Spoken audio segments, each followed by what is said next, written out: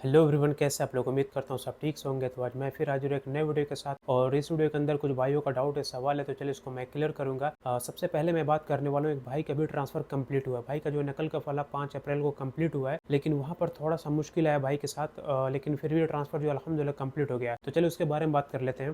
भाई का जो कॉन्ट्रैक्ट था 30 डेज का नोटिस पीरियड था उसके अंदर, और वहाँ पर भाई ने पहले ऑप्शन से कॉन्ट्रैक्ट को टर्मिनेट किया था, मतलब रिजाइन सबमिट किया था। तो अभी आप सबको पता है कि जो नया सिस्टम है, आप पहले ऑप्शन पे रिजाइन को सबमिट करते हैं तो रिक्वेस्ट आपकी कंपनी के पास चला जाता है, और नोटिस पीरियड स्टार्ट होता है 30 डेज का, क्योंकि वो कॉन्ट्रैक्ट जो है डायरेक्ट टर्मिनेट नहीं होता है। लेकिन अगर यही आप चौथे ऑप्शन पे कर रहे हैं तो उसी टाइम कॉन्ट्रैक्ट डायरेक्ट टर्मिनेट हो जाता है। लेकिन फर्स्ट ऑप्शन पे जो कॉन्ट्रैक्ट है वो 30 डेज का नोटिस पीरियड पर जाता है, और 30 डेज कंप्लीट होने के बाद से वो कॉन्ट्रैक्ट टर्मिनेट होता है। अगर बीच में आपकी कंपनी उसको अप्रूव करती है, एक्सेप्ट कर लेती है, तो उसी टाइम पर वो टर्मिनेट हो जाएगा। तो भाई के साथ भी सेम सीन था। उसने कॉन्ट्रैक्ट को टर्मिनेट किया, ठीक है, और जैसे 30 डेज का जो नोटिस पीरियड चल रहा था, 25 डे गुजरा था, तो भाई ने नई कंपनी का तलब एक्सेप्ट किया, जो तलब 90 डेज का नोटिस पीरियड पर चला गया। ठीक है, अब 90 डेज का नोटिस पीरियड पर गया तो वहां पर एक डेट शो हो रहा था कि 23/6/2025, मतलब 23 जून को ट्रांसफर उसका डेट आ गया है। ठीक है, नोटिस पीरियड जो रिड्यूस नहीं हो रहा है। अब भाई का जो करंट कॉन्ट्रैक्ट है वो खत्म हो रहा था 28 मार्च को। ठीक है, और जो भाई ने कॉन्ट्रैक्ट टर्मिनेट किया था वो ऑलरेडी 28 मार्च को फिनिश भी हो गया, लेकिन जो नोटिस पीरियड था 90 डेज का वो रिड्यूस नहीं हुआ। उसको ये लग रहा था कि जो करंट कॉन्ट्रैक्ट है ये तो अभी खत्म हो गया, अब जो नया कंपनी का जो तलब चल रहा है, जो 90 डेज का नोटिस पीरियड चल रहा है, ये कम हो जाना चाहिए हमारे कॉन्ट्रैक्ट के हिसाब से। लेकिन ऐसा बिल्कुल भी नहीं हुआ भाई। तो ये जो ऑटो रिड्यूस का, उसको ये लग रहा था कि ये नोटिस पीरियड ऑटो रिड्यूस कम हो जाएगा, मेरा ट्रांसफर जल्दी कंप्लीट होगा, लेकिन ऐसा कुछ भी नहीं हुआ। तो अभी भाई को जो 28 मार्च भी फिनिश हो गया, 29 हो गया, 30 हो गया, बट कुछ भी हो नहीं रहा है। तो भाई ने मुझे कॉन्टेक्ट किया, लेकिन उसका जो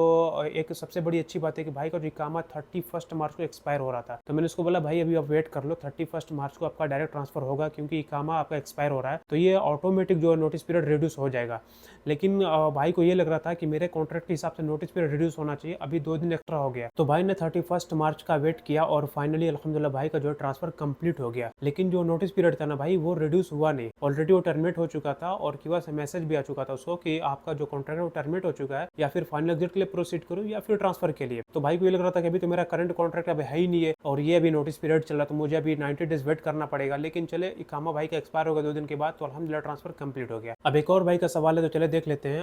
भाई इकामा एक्सपायर है तो कॉन्ट्रैक्ट को क्या टर्मिनेट करना जरूरी है? भाई देखिए, अगर आपका इकामा एक्सपायर है ना, तो अपने कॉन्ट्रैक्ट को कुछ भी नहीं करना। ठीक है, आपको सिर्फ अपने नई कंपनी से बात करना है, वो आपको कीवा तलब डाल देंगे। ठीक है, आपको रिक्वेस्ट डालेंगे, आप एक्सेप्ट करेंगे, वो सीधा ट्रांसफर पर जाएगा, कुछ भी नहीं करना, आपको किसी को बताना भी नहीं। अगर आपका इकामा एक्सपायर है तो आपको कॉन्ट्रैक्ट टर्मिनेट करना ही नहीं इकामा एक्सपायरी में। तो आई होप कि आपको बात समझ में आएगी होगी। अब एक और भाई का सवाल है, तो चले देख लेते हैं। भाई ने पूछा कि भाई फाइनल एग्जिट जाना चाहता हूँ, कंपनी में 8 साल काम करके हो गया, तो कौन सा ऑप्शन सेलेक्ट करे, कीवा से क्या कॉन्ट्रैक्ट टर्मिनेट करना जरूरी है? अब भाई देखिए, बहुत अच्छा सवाल है। बहुत सारे बंदे मेरे से पूछते हैं कि क्या कीवा से कॉन्ट्रैक्ट टर्मिनेट करना जरूरी है? तो देखिए भाई, जरूरी है। अगर आप फाइनल एग्जिट भी जाना चाहते हैं तब भी आपको कॉन्ट्रैक्ट टर्मिनेट करना है। ठीक है, लेकिन टर्मिनेट करने से पहले आपको कंपनी को पेपर देना है, 3-4 महीने पेपर दे दे। ठीक है, 3-4 महीने पहले कि भाई ये मेरा लास्ट वर्किंग डे रहेगा, और मैं ये कॉन्ट्रैक्ट को कंप्लीट करूंगा, मजीद कॉन्ट्रैक्ट आपके साथ नहीं करना चाहता हूँ। ठीक है, और आपको कॉन्ट्रैक्ट नोटिस पीरियड भी चेक करना है कि आपके कॉन्ट्रैक्ट में नोटिस पीरियड कितने दिन का लिखा हुआ है, उसके हिसाब से आपको चौथे नंबर पे, 4th ऑप्शन पे कॉन्ट्रैक्ट को टर्मिनेट करना है। यहाँ पर बंदे क्या गलती करते हैं, बंदे बोलते नहीं भाई मैं एग्जिट जाना चाहता हूँ, आर्टिकल 81 से कॉन्ट्रैक्ट टर्मिनेट कर दिया, आर्टिकल 77 को कॉन्ट्रैक्ट टर्मिनेट कर दिया। भाई इसमें आपका लॉस होगा। ठीक है, आर्टिकल 74 जो 4th ऑप्शन है उससे टर्मिनेट करे, कोई भी मसला नहीं आएगा। उसमें क्या हो कि आपका जो भी एंड ऑफ सर्विस जो बनता है, जो भी बेनिफिट बने, कंपनी आपको पूरा देगी, कोई भी मुश्किल नहीं आएगा। ठीक है, लेकिन कंपनी को पहले इन्फॉर्म करें बाई पेपर, उसके बाद से अपना जो कॉन्ट्रैक्ट में नोटिस पीरियड चेक कर ले, नोटिस पीरियड के हिसाब से अपना कॉन्ट्रैक्ट को टर्मिनेट कर दे, उसके बाद से कंपनी आपका फाइनल एग्जिट वीजा इशू करे, कोई मसला नहीं है। अगर इनकेस मुश्किल भी आता है तो आप वहां पर कंपनी से बात कर सकते हैं, लेबर कोर्ट है वहां पर जा सकते हैं, लेकिन अपने आप को पहले सेफ साइड पे रखें। ठीक है, किसी और ऑप्शन पे कॉन्ट्रैक्ट को टर्मिनेट ना करें, अगर आप फाइनल एग्जिट भी जाना चाहते हैं तो। ठीक है, आर्टिकल 81, आर्टिकल 77, ये सब ऑप्शन पे ना टर्मिनेट करें। 4th ऑप्शन जो है आर्टिकल 74, वो भी फाइनल एग्जिट जाने के लिए, उसको भी आप यूज कर सकते हैं, कोई भी मसला नहीं है। ठीक है भाई, तो आई होप कि आपको बात समझ में आ गई होगी। अगर वीडियो अच्छी लगे तो प्लीज शेयर करें उन बंदों तक जो बंदे ट्रांसफर करना चाहते हैं, और चैनल को सब्सक्राइब करें, वीडियो को लाइक करें। ओके भाई, मिलते हैं आपसे नेक्स्ट वीडियो में।